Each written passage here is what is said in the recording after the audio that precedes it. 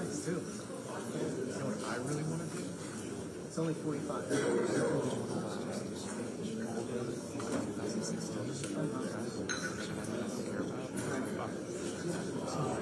Buy on a go-kart. So all those cars, you know, like golf cars. Buy the cars and just swap over to the tree. Is that easy to swap? Like Legos. Like Legos, really? Like just some like coding and stuff, of course. For like differential. It's like, because it's the same generation. Because it came to the A5 and the A4 and so the R is 5, but let's say like the 3.02 supercharged 6. That's a straight swap because it's like A4 and A4. Yeah, you gotta get a hold of one. They're like all over Copart. Oh, really? Yeah. You know. How much are they? Like maybe $5,000, $6,000 for the car, but then you get the interior, obviously you get the engine, you get the transmission, and then you can, let's say you can sell the rest of the car to make the money back. Sounds like you don't do that. Yeah, I just don't know how, like, I'm just going to see what they have. What's that? I don't know how the town is going to feel about me having like two cars. A bunch of cars sitting on the yard. But I would love to do that. I mean, that's me, like, perfect. Mechanics, yeah, they bought a house with a separate garage. They have all these cars sitting on the lawn. I would do that. You know, the thing is, like, I really want to live out, like, kind of like Asian way. To me, that area, like, Warrington, Middleburg, that kind of cool countryside. We do it. And then, like, today, okay, you guys called me. I was getting out to New York. I was here in 10 minutes. You can't beat that. It's just simple learning. It's a trade-off. I really do like the cars.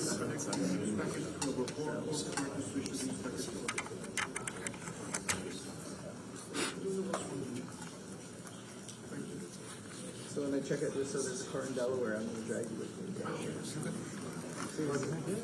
Happy. There's actually one in Norfolk, but it's got 30,000 miles. Type owners. Yeah, it does. And when I look at the service records, I'm like, it looks like it has an electrical clock. But it has a pre-certification. Like, I'm like, why is this certified car that has electrical clock? What's that? They fixed them until it's not fixed. Right, exactly. But it's a beautiful car. I'm like, this is Where's your money to go? Yeah. Not about the owners, but if it's like constantly the car brought in for like an alignment issue. Yeah, no, when I was looking at the service, I was looking at things electric. And I'm like, no, this looks like an electric car.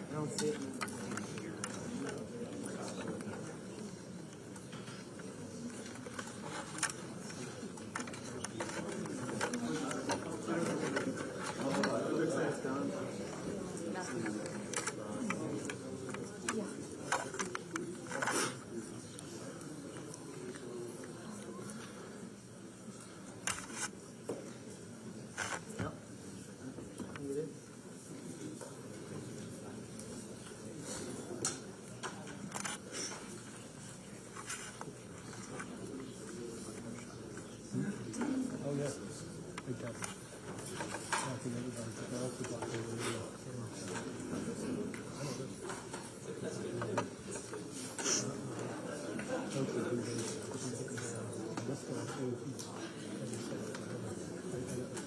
People were really but I can't. Even if I stand on the way up,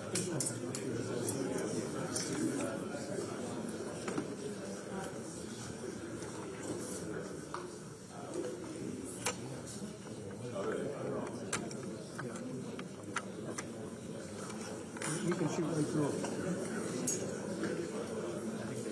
That's the other thing. Oh, okay. It's the last time I bought it. All the time.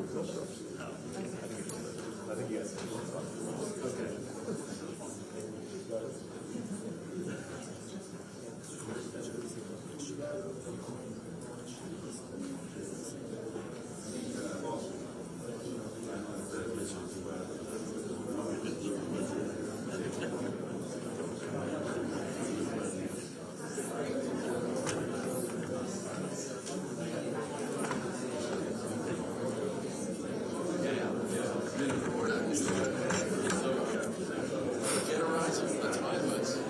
If something happens and they do interviews, which is a possibility, they may just walk down the line.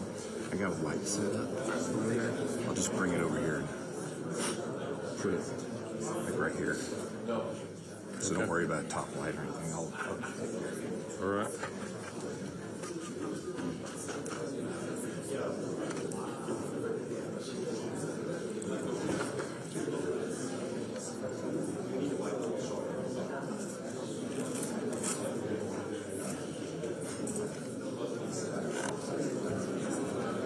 You guys got anything else to say?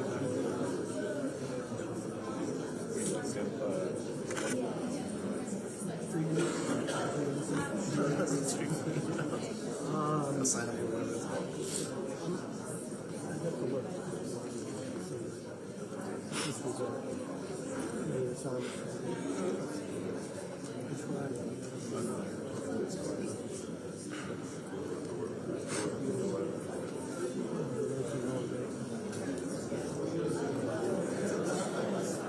The one that came to the White House this week because they had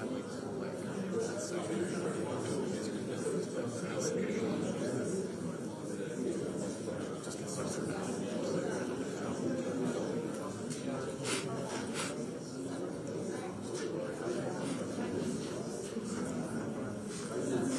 It's your seat.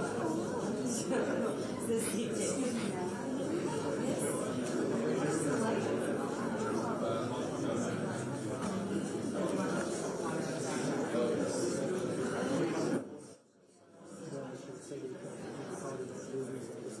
Just finished watching the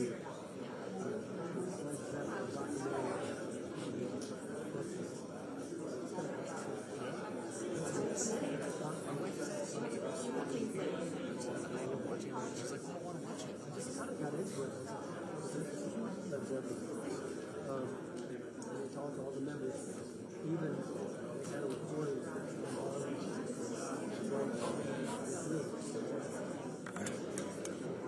that they worked into the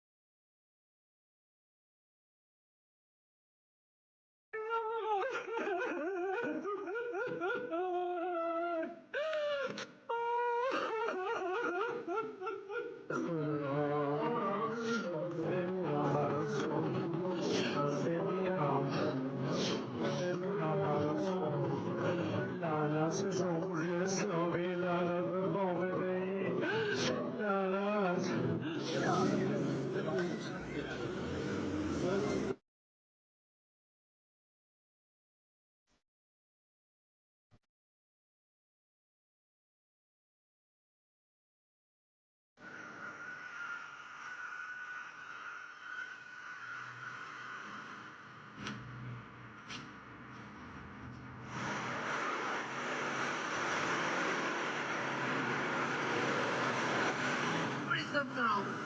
This is your moment. The people of Iran need your help. Great men are defended by great decisions. Iran's freedom need your help. We won't forget who stood by us in hardest time.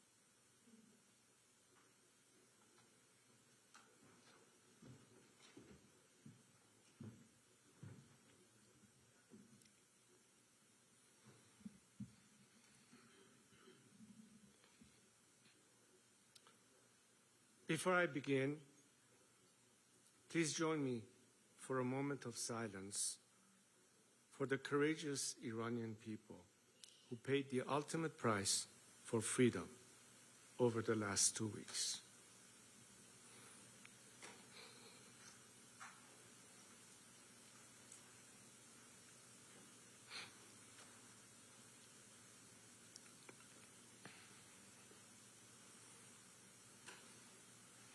Thank you.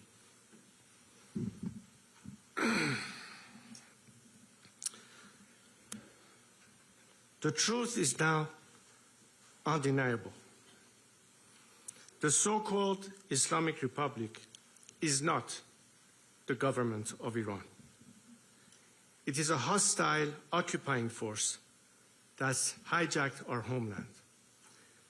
After invading 5 neighboring countries and sowing chaos across the region, this regime has invaded Iran itself, using foreign terrorists, Hezbollah fighters, Iraqi militias, and other mercenaries to slaughter the Iranian people. This is no longer mere repression. This is foreign occupation wearing clerical robes. Just as Saddam Hussein drowned the marshes in blood, and Bashar al-Assad turned barrel bombs on his own children, Ali Khamenei and his thugs have committed mass crimes against the Iranian people and against all of humanity. And just like those other tyrannies, the Islamic Republic will fall, not if, but when. The world must hear this clearly. The battle in Iran today is not between reform and revolution. It is between occupation and liberation. And the Iranian people have already chosen their side. Their heads are bloodied, but unbowed. Yet the cost has been heartbreaking. The people of Iran are being slaughtered in the streets and in their homes by a regime that shows no mercy. More than 12,000 Iranians were massacred in 48 hours. One murder every 14 seconds. Khamenei's killers even hunted the wounded protesters in hospitals and executed them in cold blood. The regime collected piles of bodies with dump trucks and forced worried families to search unlabeled body bags. They refused to return bodies for burial without payment for the cost of the bullets that killed their loved ones. And where a family cannot pay up to several thousand dollars, and most of them can't, they bury the dead in unmarked mass graves. And despite the lies you're hearing from the regime, its bloodlust has not diminished. The slaughter has not stopped. My brave compatriots, still holding the line with their broken bodies but unbreakable will, need your urgent help right now. Make no mistake, however, the Islamic Republic is close to collapse. Ali Khamenei and his thugs know this. That's why they are lashing out like a wounded animal, desperate to cling to power. The people have not retreated. Their determination has made one thing clear. They are not merely rejecting this regime, they are demanding a credible new path forward. They have called for me to lead. The bond between me and the Iranian people is not new. It's been with me since birth, and it cannot be broken. Even in exile, I pledged my life to the service of the Iranian nation. When Saddam Hussein invaded Iraq, I volunteered as a fighter pilot to defend my country against his invasion. Today, as my compatriots call on me for leadership, I reaffirm my lifelong pledge by stepping in to lead the movement that will take back our country from the anti-Iranian hostile force that occupies it and kills its children. I will return to Iran. I am uniquely positioned to ensure a stable transition. That's not my opinion. That's the verdict delivered loudly and clearly by the people in the face of bullets. Large sections of the army and security forces have already refused to participate in the killing of civilians. They have whispered their loyalty to me. Tens of thousands have already signaled their readiness to defect, and this process has been underway for months. What's clear is both the public and members of the military see me as a national figure who can unite all opposition forces from every background, ethnicity, Republican and monarchist, right, left, and everything in between. I have a comprehensive plan for an orderly transition which is ready to be implemented immediately. The Iranian people are taking decisive actions on the ground. It is now time for the international community to join them fully. Today, I ask the world to do 6 things. First, protect the Iranian people by degrading the regime's repressive capacity, including targeting the Islamic Revolutionary Guard leadership and its command and control infrastructure. Second, deliver and sustain maximum economic pressure on the regime, block their assets worldwide, target and dismantle their fleet of ghost tankers. Third, break through the regime's information blockade by enabling unrestricted internet access. Deploy Starlink and other secure communications tools widely across Iran, and conduct cyber operations to disable the regime's ability to shut down the internet. Fourth, hold the regime accountable by expelling its diplomats from your capitals and pursue legal enforcement actions against those responsible for crimes against humanity. Fifth, demand the immediate release of all political prisoners. Sixth, prepare for a democratic transition in Iran by committing to recognize a legitimate transitional government when the moment comes. Supporting the Iranian people is not an act of charity, nor is it unwarranted interference. Global stability itself depends on the removal of this regime. Its 47 years of exported terror, nuclear threats, and regional chaos must end. This does not require putting boots on the ground. The Iranian people's boots are already on the ground. They are the ones marching, sacrificing, and fighting for their freedom every single day.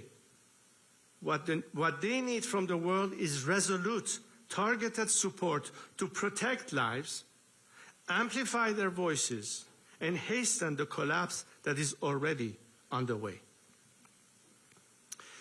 But let me be clear, with or without the world's help, the regime will fall. It will fall sooner, and more lives will be saved if the world turns its words into action. A free, democratic Iran will not be a source of endless crisis. It will be a pillar of peace, partnership, and prosperity for the Middle East and beyond.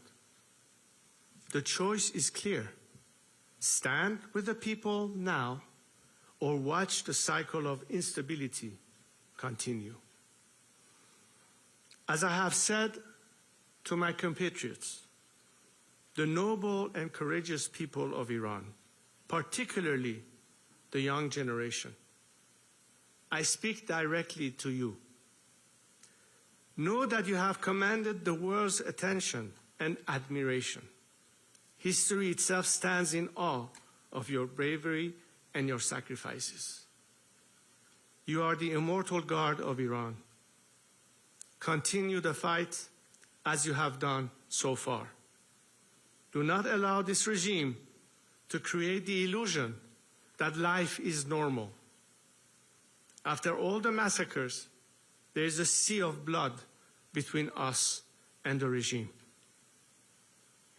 The regime, through severe repression, killing, and cutting off communications, is trying to instill fear and terror in you and to make you despair of continuing the movement and struggle. But know that because of your steadfastness and fight, thousands of military and security forces have not gone to work so as not to participate in the repression. Save the name of all these criminals. They will be prosecuted for what they have done. Yet justice alone will not heal all the wounds, but it will open the door to healing and a national rebirth.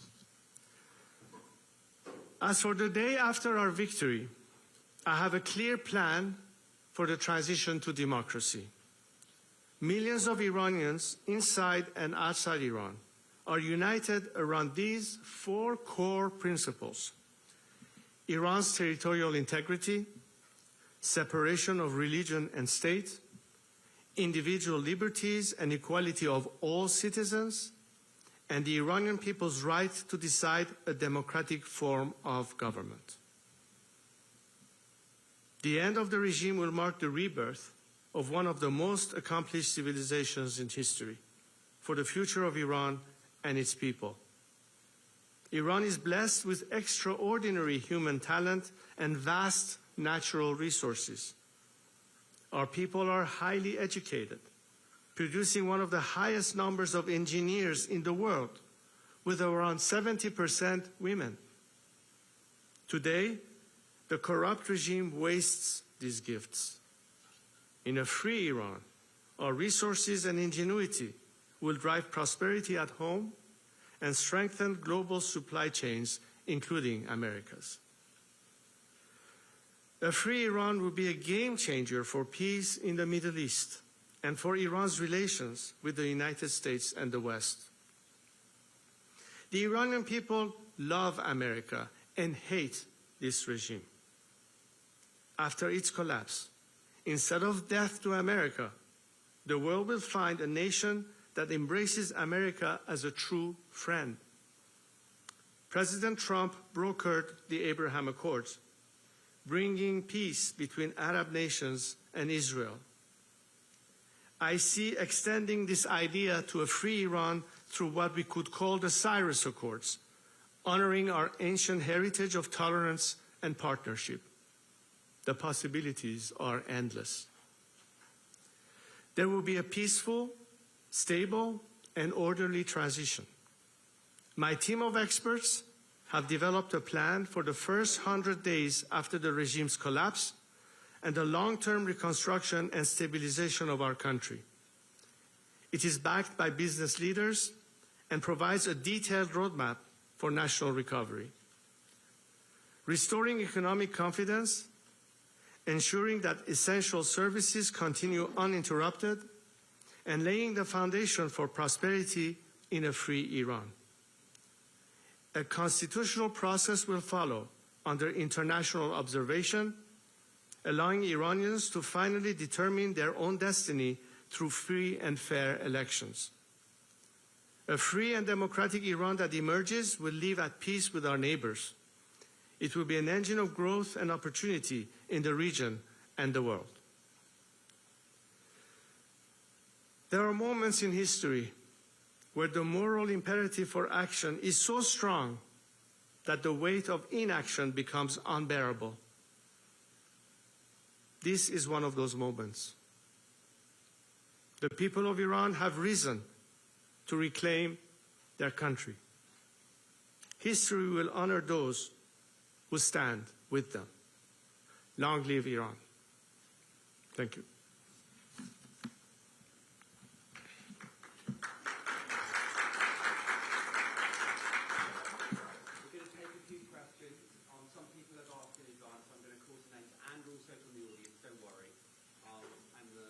Rezا Pahlavi will reply to them.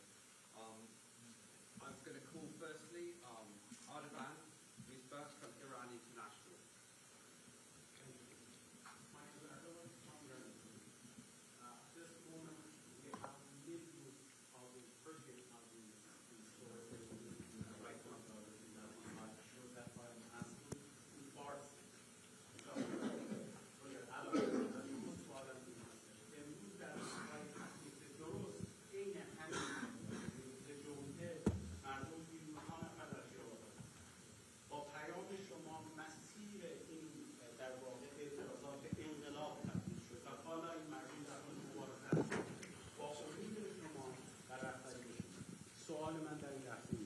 شما چه چیزی برای گفتن در این لحظه به ایرانیانی دارید که در حال مبارزه هستند؟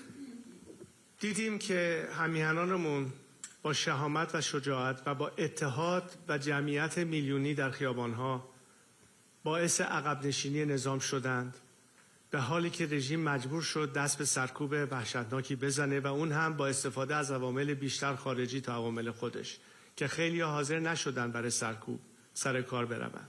این نمونه و علامتی است از قدرت مردم و ضعف نظام.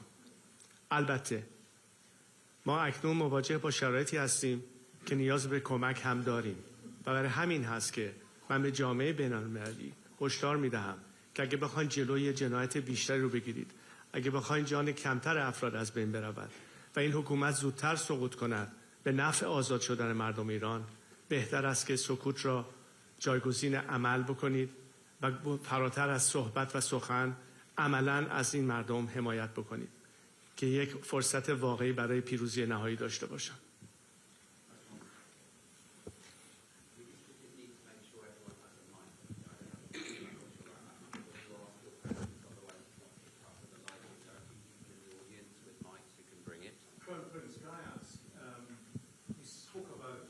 Can you introduce yourself? Excuse me, sir. Can you just introduce yourself then?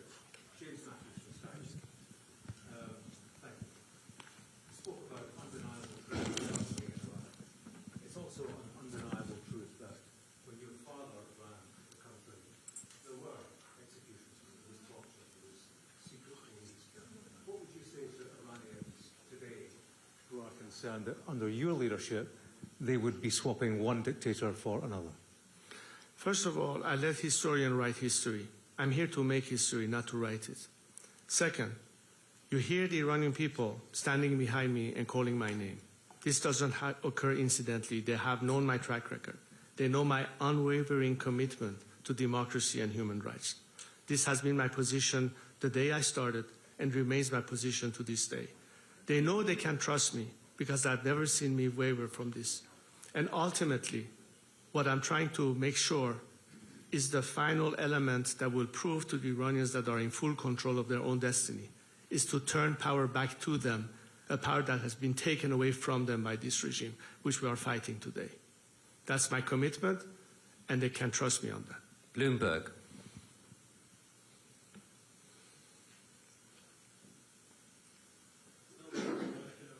No, I've called Bloomberg, please. Is a gentleman or lady from Bloomberg? No? They asked a question.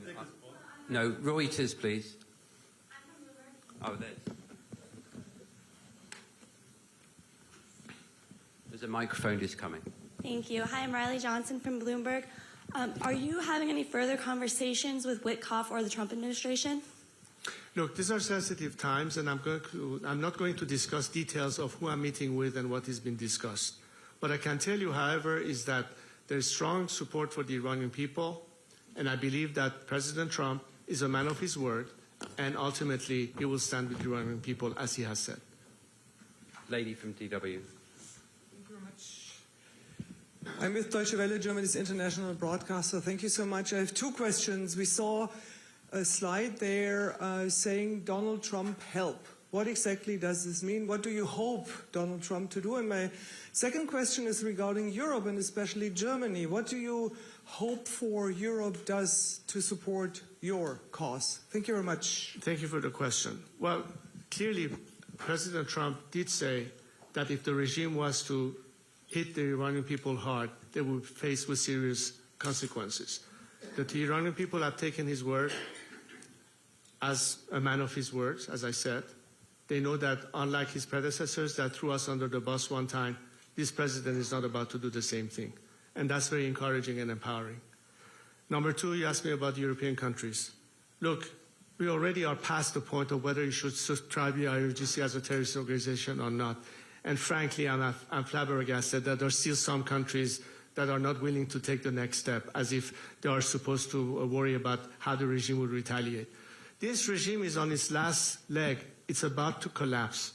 And I think the world, especially the democratic free world, that champions freedom and human rights and equality of citizens, at the face of this regime brutal repression, should act now. I called for them to start acting as opposed to talking. We need your help. We need your action. We need to take all the steps that I've indicated in my opening remarks, all those 6 elements, anything that can be done in that direction is a moral boost, and beyond moral boost, an actual act of support for a defenseless society and civilians that, as you can see, have been treated in the worst possible way.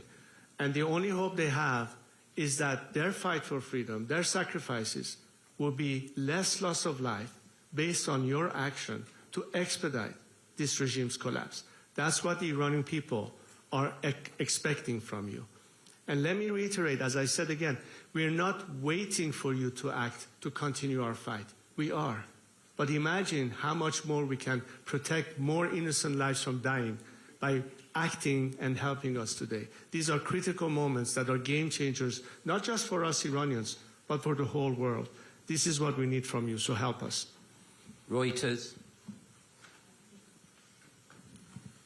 Microphone over here, please.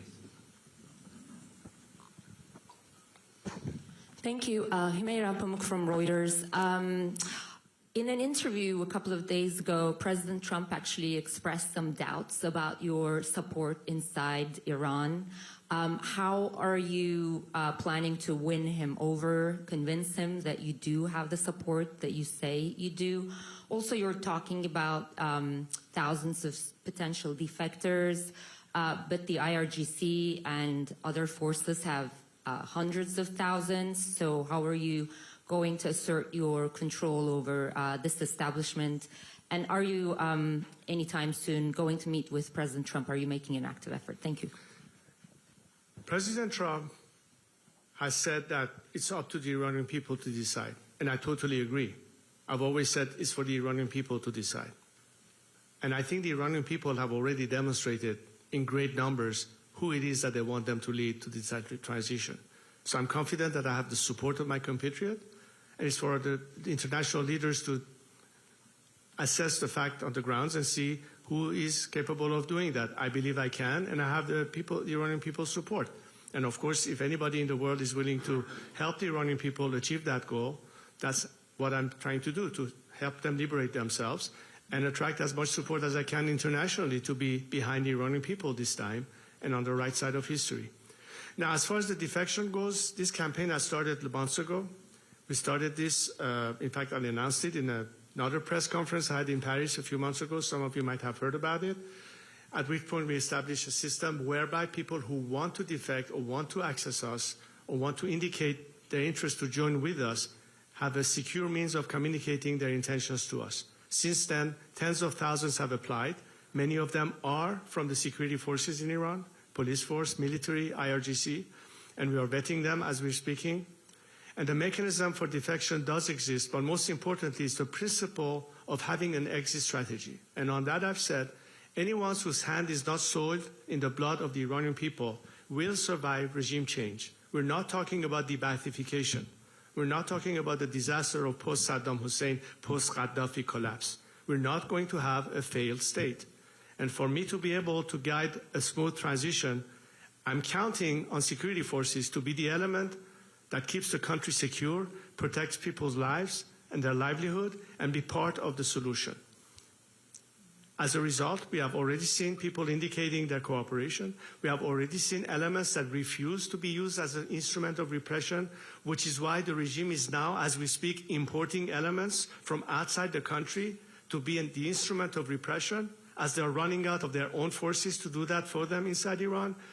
And all of this is the indication of the beginning of that collapse. Hopefully, by more support from the outside world, by a determined strike on the regime's elements that are the instrument of repression, as I stated in my opening remarks, in my opinion, that will expedite the process and will also increase the number of defections to be more rapid, so that we are not faced with remnants and pockets of resistance as much as possible.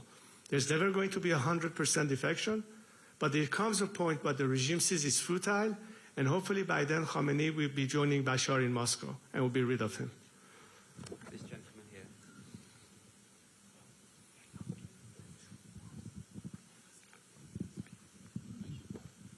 So good morning, thank you. Ben Leo from GB News in London. In London, sir, in England, we have Iranian sleeper cells on their way to the Israeli embassy accused of trying to blow up the embassy. We have a former Iranian government minister living in North London, living in a council house, actually.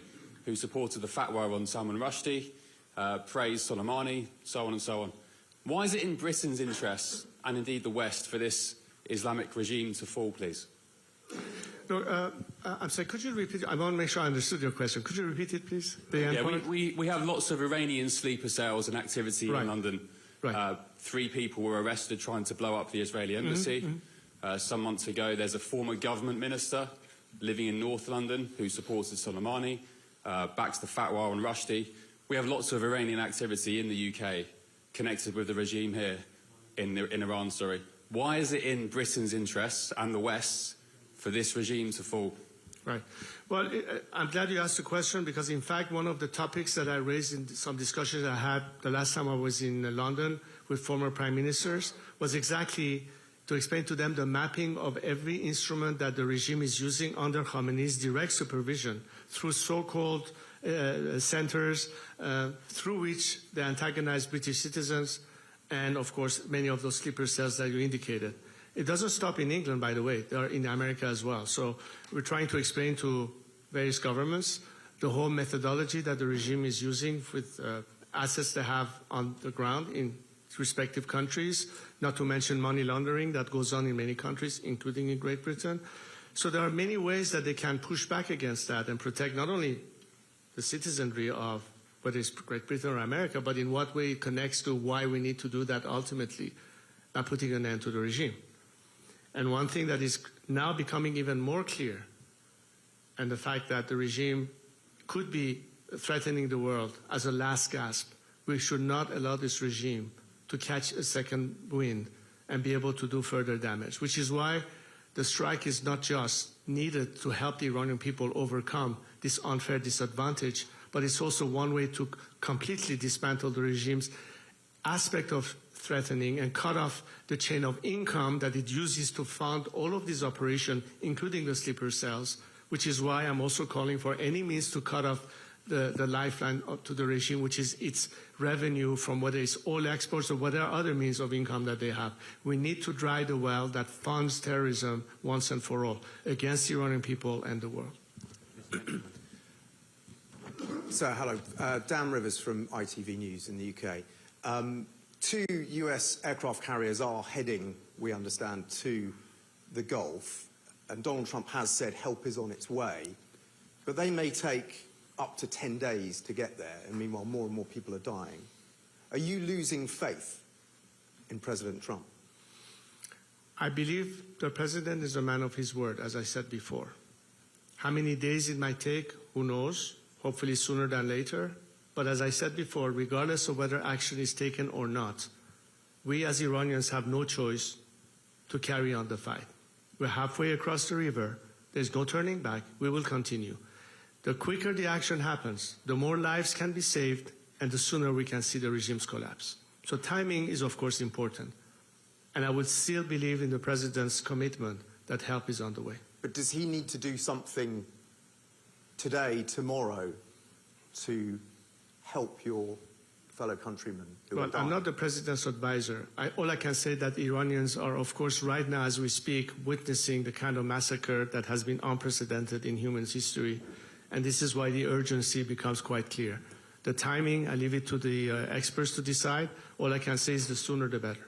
Okay, I'm going to call now Ben Amini from Manitoba. Microphone over here, please. Sorry, there's too much bright light. I can't see who is where. Okay, now I see you. Thank you.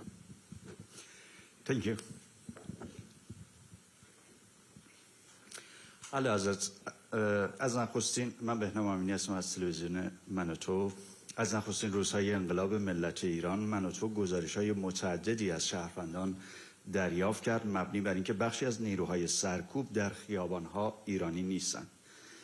این موضوع گمانه‌زنی‌هایی درباره حضور شبه نظامیان خارجی به ویژه از عراق و لبنان رو ایجاد کرده. موضوعی که امروز با گزارش رسانه‌های بین‌المللی درباره ورود دست کم 5000 نیروی مزدور از عراق برای سرکوب مردم ایران جدی‌تر شده. شما به عنوان رهبر انقلاب ملت ایران این گزارش‌ها رو چطور ارزیابی می‌کنید و حضور اونها نشانه چیست؟ سپاسگزارم. ببین این دقیقاً علامتی است از ضعف نظام به مفهوم این که حتی عوامل خودی به اندازه کافی نداره برای سرکوب مردم و مجبور میشه از بیرون عوامل خارجی رو وارد بکنه. اگه این نظام امکاناتش رو داشت از نظر ایجاد رعب و ترس نیازی به وارد کردن عوامل خارجی نمی بود. این نشانه ضعفشونه و یأسشونه. البته توحششون مشهوده چون میدونن که به آخرین طریق ممکن میخوان در مردم ایجاد تردید و ترس بکنن. فکر کنم مردم ایران بر این ترس غلبه کردن. اما وقتی که میبینیم این نظام دست به این کار میشه اینجاست که جامعه بین‌المللی باید متوجه بشه که این نظام حتی حاضر عواملی از خارج بیاره بر سرکوب مردم خودش و تا این حد بقیه هست. به هر حال من فکر کنم که دنیا امروز تصمیم گرفته برای عکس‌العمل نشان دادن و به زودی شواهدش رو خواهیم دید. A quick translation for those of you who don't speak Farsi. The question related to the regimes importing foreign elements into Iran to use as a mechanism of repression. And I said that this is a clear indication of the regime's weakness, that it cannot even count on its own forces to do the dirty job, and it has to resort to bring people from the outside. But reasonable for the world to realize that as this desperation act of the regime to try to brutalize its own people as a last gasp effort cannot be left unanswered, which is why we're calling for the world to help us out. Thank you. AFP, please.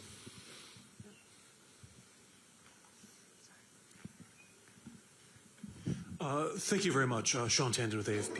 Nice to see you. Could I follow up?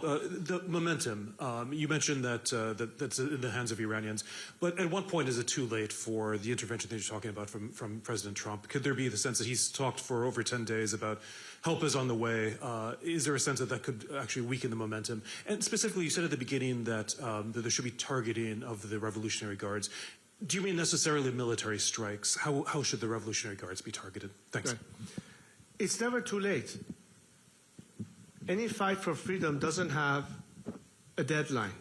Some of you reporters have deadlines to make your reports, but this fight doesn't have deadline. We will fight until we win. That is the national will of the Iranian people. We are all going to fight until we win.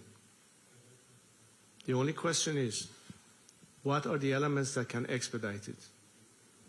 And the immediate issue remains, what will hurt the regime most? By dismantling its apparatus of state terror and repression. A lot of it are the regime's military, paramilitary assets, mostly IRGC targets. So I'm calling for a surgical strike on those means. And I think it should be quite obvious to any of you. How do you weaken the regime's first and foremost means of instituting terror at home or terrorism abroad? And all ties, the targets are quite obvious. You're not going to hit a factory or a school or a hospital. Clearly, it's obvious what the targets should be. And the regime knows it.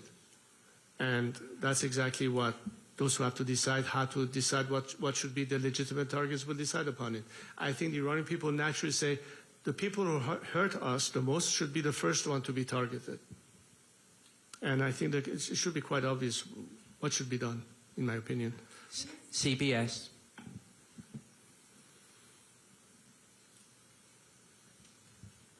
CBS here. Newsmax. Good morning, sir. President Trump, up to this point, as we know, has decided not to take military action up to this point. He recently said that the killing has stopped, the planned executions have been halted. Is it your belief that American intervention, specifically military intervention, is necessary for this current movement today to be successful? As I said in my opening remarks, the Iranian people are defenseless on the streets, unarmed against a regime that is unleashing on them with military weapons, AK-47s, assault cars, trying to rip them apart. And these are the odds that are not fair for a nation that is trying to overcome a regime by means of protesting peacefully on the streets. So the only way you can equalize the playing field is to help them have a better chance by weakening the regime's apparatus of repression. And these are mostly paramilitary institutions such as the IRGC. IRGC has been the main instrument of the regime's repression at home and terror abroad. So clearly, any strike on those entities will facilitate our task, will prevent more loss of lives, and will weaken the regime to a point that resistance will be futile, and we will try to encourage the regime's top echelon to ultimately depart, and the rest of society will know the regime is now totally crumbling, and we are prepared to collect the rest of them that will then rally around the people and stand with them, and hopefully we can enter the phase of transition. This is pretty much the scenario I see unfolding, but right now the decision is in the process of being made. I'm not going to speculate where it is right now. I'm not going to go follow every headlines that the news says in any news cycle. There's a lot that is happening and it's unfolding, and I'd rather not speculate. All I say is that if action happens, great. If it doesn't, we will still fight. The difference is it will be longer, costlier to us as a nation, more loss of life. And if the world does care about Iranian loss of life, then they better act and equalize the playing field for us so we'll have a better chance to succeed with less casualties and less deaths in the process. Thank you. Robert Tate from The Guardian. Mr. Pahlevi, you have said you have a detailed plan to lead the transition when the regime falls. Does that include establishing a constitutional monarchy on the basis of the one your father was head of? Or do you foresee yourself as merely a transitional or temporary figure? And if so, how would that differ from the vow of Ayatollah Khomeini in 1979, who said at the time of the revolution that he would simply be a transitional figure who would return to home and would retire from active politics only to set up a repressive theocracy? I mean, can you give a pledge that you would not be a second Ayatollah Khomeini? I invite all of you after this press conference, and I have some of our experts available to you to explain all of this process in more details. One of the projects that I started a few years ago is called IPP, Iran Prosperity Project. This project is meant to address all of the issues, beginning with the first 100 days of how to manage the transition and stabilize the country. Short midterm range, anywhere between 6 months to 2 years of the rest of the normalization phase, and ultimately Iran's development down the line. Many documents have been generated with the help of legal experts, economists, and others to explain the chronology of events. But in relationship to your question, the way we have proposed the process to go is that the minute the regime collapses, the transitional government takes control. It works towards working in a process where we have its own judiciary branch, executive branch, legislative branch, and temporary parliament to oversee the elections of ultimately a national assembly.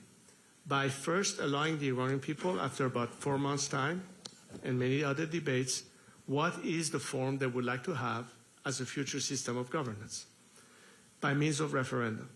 Whatever the majority of the Iranian people decide, their representative in the Constitutional Assembly will be tasked with the responsibility to draft the constitution of this next system and present that constitutional project to the nation. The nation will have the opportunity to either ratify that proposed constitution, or if not, send it back to that Constitutional Assembly to rewrite it whatever way is fitted, again submit it to a secondary referendum. If in the second referendum there's still no consensus in majority, that Constitutional Assembly would dissolve. A new Constitutional Assembly will be created, and the process will again occur until finally we have a ratified proposed constitutional project. Once that happens, the first parliament of this new democracy will be elected, and the first government of that new system will be elected. If it's a republic, the president will be elected. If it's a monarchy, the prime minister will be elected. At that time, the transitional government dissolves itself and passes over and hands over the responsibility and the authority to the newly elected government based on that new constitution. This is the process from beginning to end. My role in all this is to lead this transition, help with the transitional structure, bring in all the elements that check all the boxes, because the country has to function. Day one, somebody has to pick up the trash. The train has to run on time. Basic services have to be provided.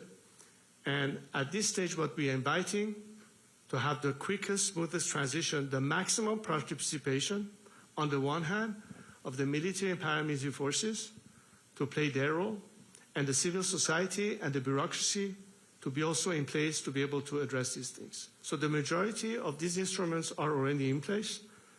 And again, against the model of debathification, we count on the majority of these people to remain in their jobs.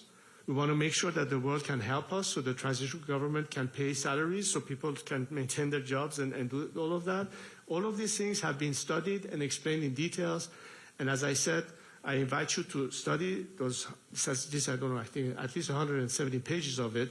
And as I said, we have our experts here who can further in detail explain to all of you what is it exactly that we propose. But in a nutshell, this is what we're doing, and this is the process you can expect and anticipate. Thank you. On BFM.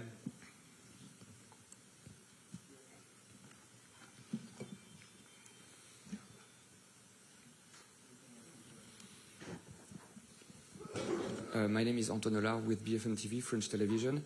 In France, the government has been criticized for being too soft by saying that the regime is too brutal. What is your message to the President of France, and what do you expect from him to put pressure on the regime? Thank you.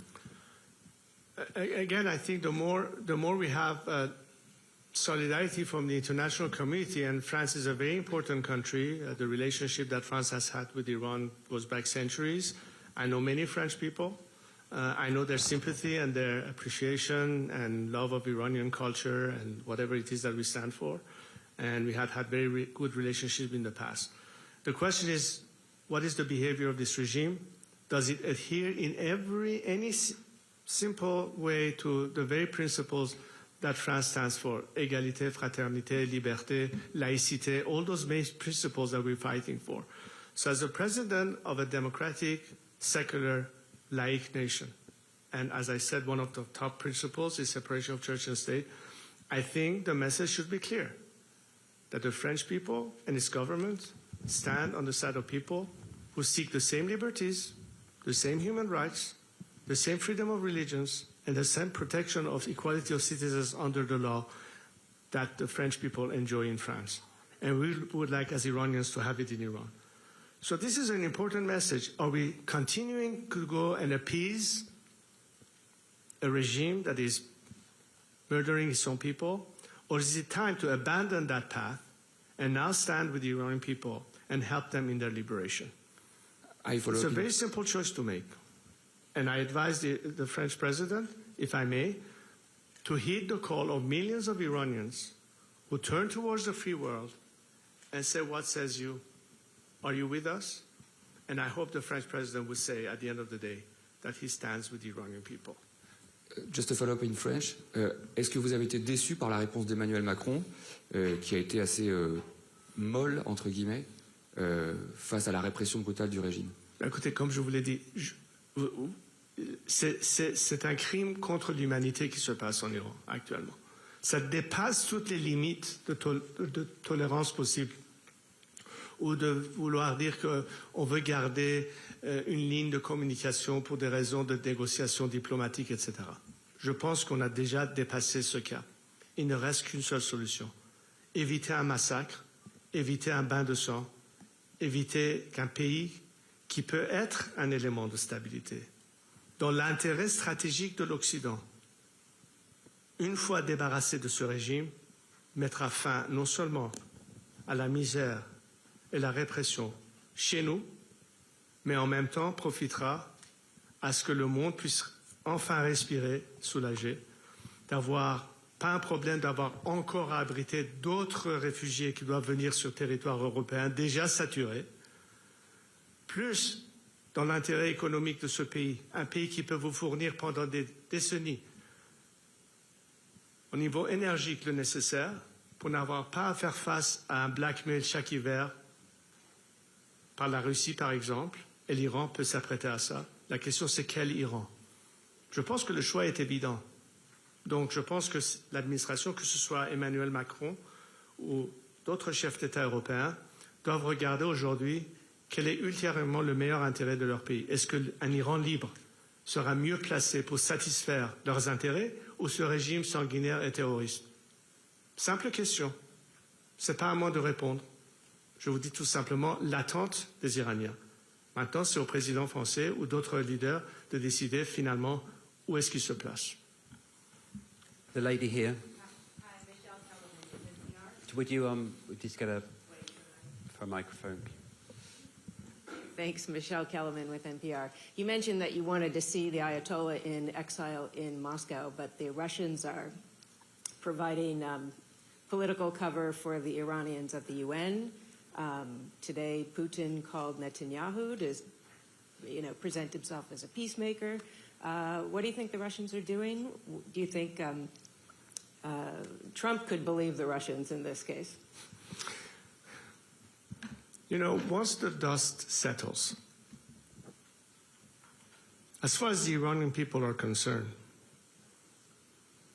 and how in this game of geopolitics things sometimes unfold in one direction or the other, even Moscow is considering, what if this regime is no longer there? Then what? The Chinese are doing the same. They've been very quiet lately, not taking any position. So I'd rather not speculate, but simply say that a stable Iran, a strong Iran, a democratic Iran will not be antagonistic to anyone's interest, including Russia and China. What we want as Iranians is a fair deal. We don't want to be taken advantage of in lopsided, unfair deals that is against the national interest of Iran simply because a corrupt regime and weak is offering concessions left and right. We want to have a fair relationship with everyone. It's a normal interest for us to look towards the West, primarily because we are focused on democratic free nations to partner with in alliance and cooperation. And of course, our immediate neighborhood, which is why it is crucial for the world to understand that a different Iran will be committed to cordial relations with our immediate neighbors, with Israel, with the Saudis, and the rest of them in the Arab world, and the rest of the countries in our immediate neighborhood. And that extends to everybody else, provided, of course, that we as a sovereign nation are able to protect our liberties and our rights. And we'll deal accordingly and reciprocally with anybody respecting that, based on mutual respect. That's the end of the subject. So whatever we see now happening depends on the clarity of the ultimate outcome. The more the Iranian people are empowered, the more we can then tell the world, we as Iranians, unlike this regime, are committed to peace, are committed to stability, are committed to improve the lives of people by means of trade, commerce, cooperation, and everything else that this regime has taken away from us. Iran today should have been the next South Korea of the Middle East. Iran at the time had 5 times the GDP of South Korea. Today we have become North Korea. Not because we don't have the human resources, not because we don't have the natural resources, but because we have a governance that doesn't give a damn about the people and the livelihood, that have exploited our nation and its resources, that has impoverished our nation while funding radical extremist terrorist groups and proxies in the region and beyond, have outstretched their arms all the way to Latin America, and are still standing there only because the delay in their collapse was a result of appeasement. The game changer is enough is enough. The game changer is these people deserve better. And they have proven that unlike this regime that hates the Western world in particular, and particularly the United States, that wants to wipe off a country off the map of the world, we as Iranians are committed to a different future. I went to Israel 2 years ago to show that we are the descendants of Cyrus the Great, who 25 centuries ago helped Jewish slaves be freed from the Babylonian government, help them rebuild the temple in Jerusalem. A country that in the Second World War period gave refuge to Jews escaping the tyranny of Hitler. A country that, unlike this regime, wants to have cordial relationship with the state of Israel and the rest of our neighbors. A country that holds high in our principles and values the first Declaration of Human Rights that Cyrus the Great provided, that was inspiring people like Thomas Jefferson and was encoded into the American Bill of Rights and Constitution or Declaration of Independence. We have pride in that. And the children of Cyrus are not telling you that we are committed to that. That's when I talk about the Cyrus Accords is in that spirit. This is not me saying it. This is our nation, its culture, its national identity. And this is your truest friend that is now being clobbered, as you saw in that video, by a regime that is un-Iranian and is a threat to all of us. And this is what's at stake, simply at the end of the day. So it's better for all of us to now think of how different the world will be with a liberated Iran. And this is our moment in time. This is Iran's chance to finally, after 47 years, liberate itself. And I hear people from across the world. I see how much sympathy now there is for Iranians, from Australia to Argentina to Canada to Sweden to many, many, many, many countries that are standing with the Iranian people. The people do. Now it's time for their governments to be online and on par with the expectation of various countries that are demonstrating their support for the Iranian people, and even they ask their respective governments to act. It's not just Iranians asking the outside world to act. People in different countries are beginning to ask their governments to act. And I hope that such governments hear their people and our people and stop listening to the regime that has been lying to them deceitfully and is hanging on to power by yet trying to find another opportunity to get out of this quagmire. Let's not give them that chance yet again. I'm afraid last two questions, BBC Persia and then NDTV. BBC Persia first. Is that BBC Persia? خشیار جانی به BBC Persian. شاهزاده من با اجازهتون فارسی سوال میپرسم. شما زمانی که تظاهرات بود در ایران در زمان پس از مرگ مهسا امینی صحبت از اتوبوسی کردید که از همه دعوت کردید سوار این اتوبوس بشن. الان در خیابون‌های ایران، تهران، مشهد، اصفهان، شهرهای کوچک و بزرگ اسم شما و خانواده شما را صدا می‌کند. آیا هنوز این دعوت وجود داره برای اینکه از دیگران بخواهید که سوار این اتوبوس بشن، همراهی کنند و اینکه بعضی از بخش‌های جامعه ممکن هست که نگرانی‌هایی داشته باشند، قشر مذهبی یا بعضی از اقلیت‌ها، پیام شما برای اونها چه هست؟ خیلی ممنونم. اولا بگم البته ببینید اون 4 شرایط اصلی رو که بیان کردم، یعنی هر کسی اساساً مسئله تمامیت ارضی ایران، مسئله جدای دین از حکومت، مسئله برابری شهروندان در مقابل قانون و حقوق فردی و نهایتاً حق انتخاب آزاد برای تعیین سرنوشت خودشون رو قبول و باور داشته باشند، مسافرین این به اصطلاح اتوبوس هستند و خواهند بود. برای همه افرادی که همگن و همسو با این حداقل اصول همبستگی هستند میتونن با هم کار بکنن. نمونهش این بود که چند ماه پیش در مونیخ در اون کنفرانس همبستگی داشتین، واضحاً دیدید که انواع اقسام جریانات، چپ، راست، پادشاهی خواه، جمهوری خواه، نمایندگان اقوام، نمایندگان اقشار مذهبی، ورزشکاران، هنرمندان، همه گونه طیف در اونجا بودن، چون بر اساس این اصول توافق داشتن. ما اکنون کسانی داریم، فرض بفرمایید خیلی هم مشخصا موضع‌گیری کردن. من صحبت از مولوی عبدالحمید رو میکنم به عنوان نمونه و به عنوان مثال به عنوان رهبر مذهبی سنی در منطقه بلوچستان که کاملا اعتقاد به این مسئله جدای از این از حکومت دارند و فکر میکنم بسیاری از روحانیون کشور ما نیست که جزوی از این نظام و حکومت نیستند این رو نیز باور دارن و دست کم نمایندگان اقواممون و مذاهب مختلفمون میدونن که از زمانی که این نظام سر کار اومد تبعیض جنسی، مذهبی و قومی رو شروع کرد. ما همچین مشکلی قبلا نداشتیم و ضمانت این در آینده و قانون اساسی که محافظ حقوق بشر شهروندان ایران باشه تمام این ضمانت‌ها رو مجددا برقرار خواهد کرد.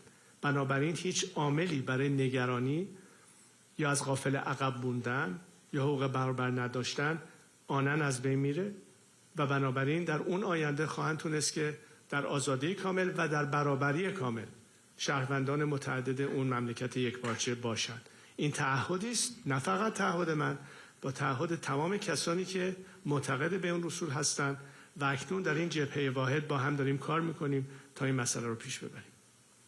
Last question, NDTV.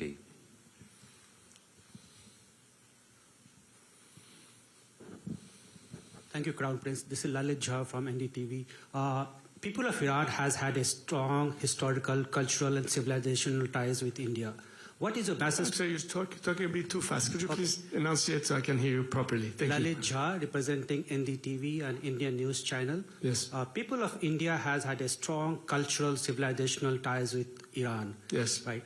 Two questions. What is your message to the people of India, and what kind of relationship would you like to have with India? Thank you. Well, I remember the days where, of course, visits that we had, and I think Prime Minister Gandhi had visited Iran. I was very young at the time. So the relationship goes a long time. Culturally, it goes many, many years, but in modern history, we had very good relations, of course, with India. And it's natural, as I said, that a democratic Iran is committed to have the best possible relationship in the context of sovereignty and liberty, to have the best possible relationship with any country that adheres to the same values and can work with us and can partner with us in many different domains. And of course, it's a rich culture and a rich history that we observe in India as well. I think we can, as nations, be very proud of our heritage. And this could be a natural path to a very good bond and cooperation. Look, we have so many challenges to face in our planet. We have issues of energy, we have issues of population, we have issues of energy shortages, we have water crisis, we have so many different things. And that's where I think the world needs to really rise up and reach each other hands for cooperation. The four corners of this world have to remain connected. We cannot be introverted. We cannot be isolationists. We need to be able to work together. And the closer ties we have, the better we can address. India is one of the leading countries when it comes to technology, when it comes to expertise. I think these are the kind of things that will help us in every area that we need to focus on, new renewable energies, IT, whatever it is out there. And I'm looking forward to have our experts, our entrepreneurs, our business sector, and anybody else working very closely with our Indian counterpart. Hopefully, once we are freed, we can start an entirely new chapter. No, I think that's it. I think thank you very much, though, for your question, sir. Thank you very much for coming today from the ladies and gentlemen of the press. Thank you, Prince Reza Pahlavi. We have some, as he's mentioned, we have some of his team and some experts here. Parmida, where are you? Parmida over there can field any interviews that people want to do with the experts, whether it's around the Prosperity Project or the situation in Iran, and we have human rights experts and a whole range of people that can do interviews if you would like to and just speak to Parmida. Thank you, Prince. Thank you all.